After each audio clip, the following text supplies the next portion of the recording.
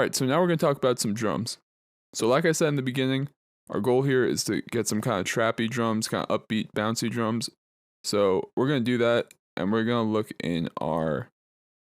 let's see what packs we got here. Pop 2020 sounds interesting. Future Pop and R&B Worldwide, though, I think is going to give us what we're looking for. I could use these loops and drag them in and stretch them, but I would think that's not very fun. I'm going to use some of these drums here. I might use some other ones, and we're going to make something cool.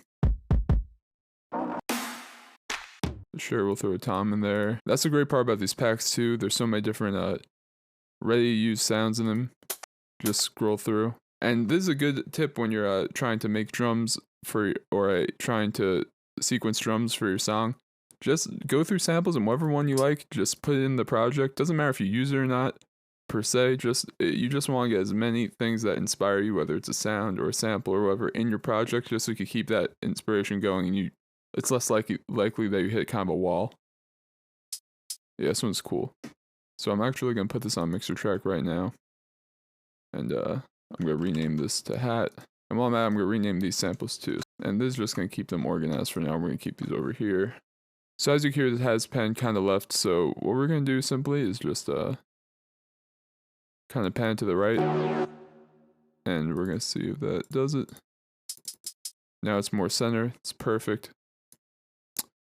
So what I'm going to do here is I'm going to start a pattern here, and the first thing I always do, like I said with trap comp patterns, is I go my hat, I right click it, and I click fill each 2 steps. And that gives you this kind of sound. Very simple pattern. Obviously we're going to make it sound a lot different, but just for now, we're going to fill out our pattern with that, and then we're going to go in there and make it kind of unique now. So the thing with trap hi-hats is just fill in whatever cool rhythms you think might sound cool. They probably do sound cool. It's very hard to mess this part up. So we're gonna fill in some stuff.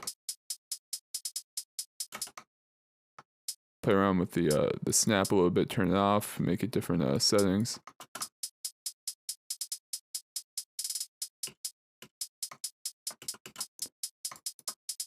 We copy this over. I'm gonna play with our hi-hat sound now that we have a little pattern. Gonna go to an EQ here. Looks like we have a little bit of lows here. You can kind of see in the EQ just a tiny bit.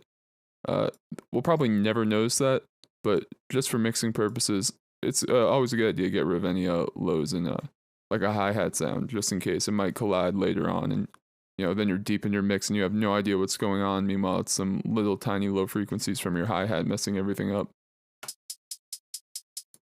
Alright, so next we're going to put on a stereo enhancer, or we're going to use a dimension expander. We're going to put the size to about 8% and then dry wet up a little bit.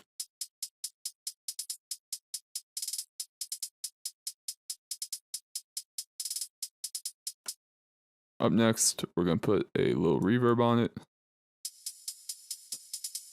The decay is going to be very small, like 500 milliseconds. We're going to put the size down to like 64%, and the mix is going to be at like 5.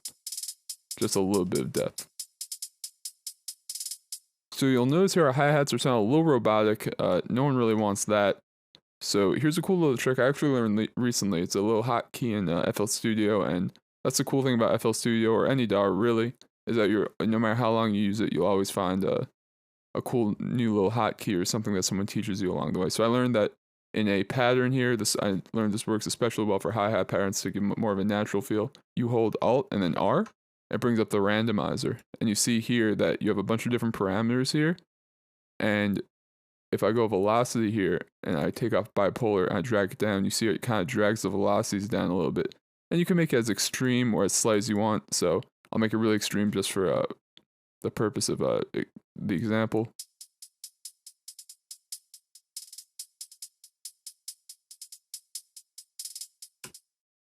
So that's probably a little too extreme, like I said, so we're going to actually lower that a little bit just to give a slight low bounce, probably like halfway or right under halfway.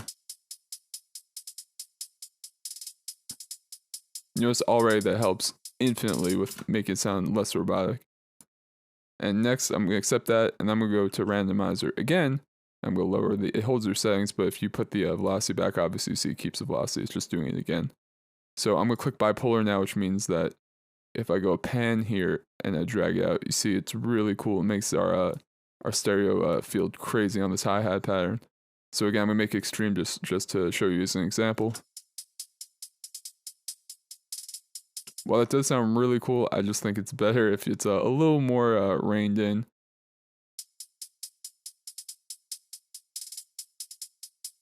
So I like that. I'm gonna click accept on that. And now I'm gonna go pitch here, or a note fine pitch. I'm just gonna make some slight changes to the notes just to add some variations.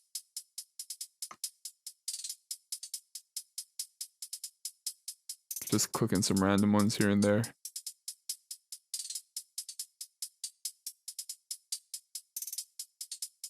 Adding bass and stuff like that. And that.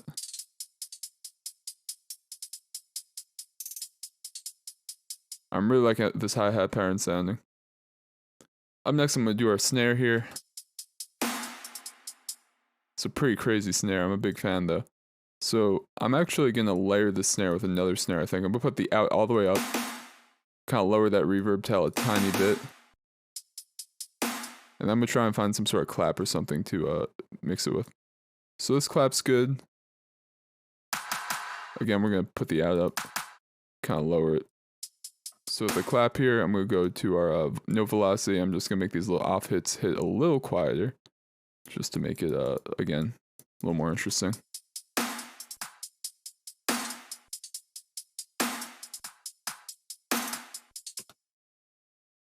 So I'm gonna put these both on mixer tracks by highlighting these, going to our mixer, and then right clicking on insert 10, and then going to channel routing and doing route selected channels starting from this track. Always do that one, because if you do route selected channels to this track, they're both gonna go to insert 10, and we do not want that. So I'm gonna start with this clap first. I'm gonna EQ it a little bit. Again, you see some of this low end. We don't really want that. You could put a dimension expander on this.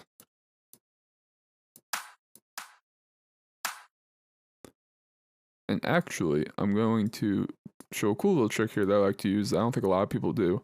I'm actually going to load up Guitar Rig on this clap by Native Instruments. And now, obviously, this plugin is made for guitars and not claps, but you get some pretty cool sounds I've found if you experiment a little bit. I'm just going to try and find something that sounds cool. So you see how cool that sounds already. We put the wet down.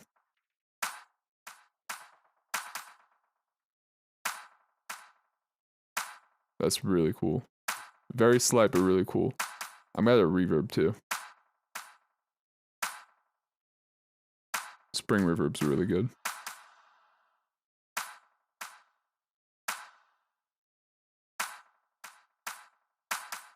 So just with these 3 plugins, let's see what they added. Let's just take it off for a second. That clap is really underwhelming, but once we add those 3 plugins, we have something way cooler. And layered with our snare.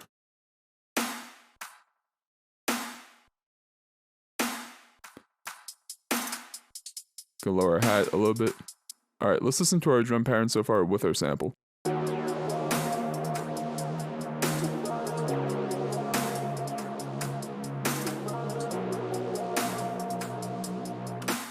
Alright, up next we're going to do this kick real quick. I like this kick a lot. Just sounds like it's going to cut through. So we're going to throw in, while we're listening to our original sample, I'm going to throw in a kick here.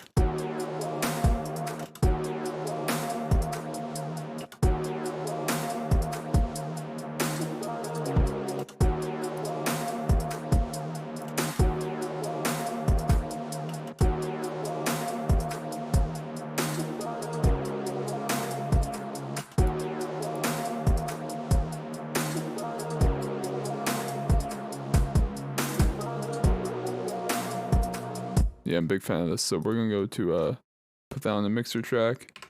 Basically what we're going to do here, we're just going to slap a Fruity compressor on it with the drums preset.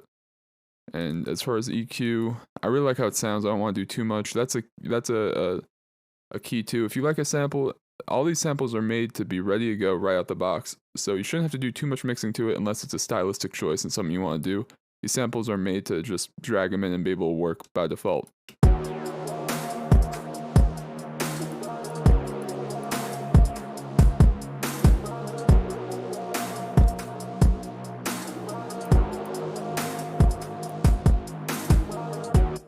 Alright, very cool. I think we have some perks here.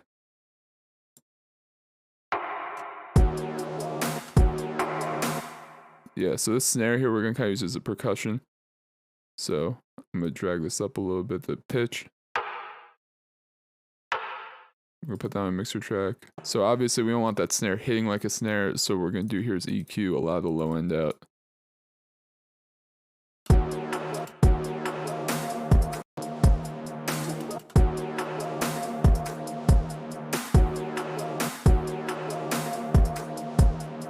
And we're going to put a loud reverb on it.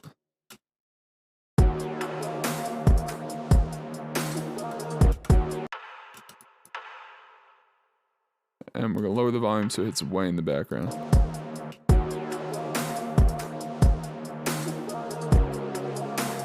See that just slight little texture just adds a lot to the drum loop in my opinion. Even though it's way in the background.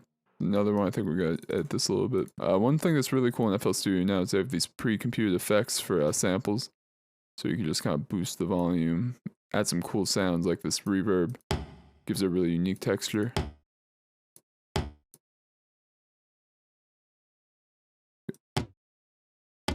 Put some stereo delay on it.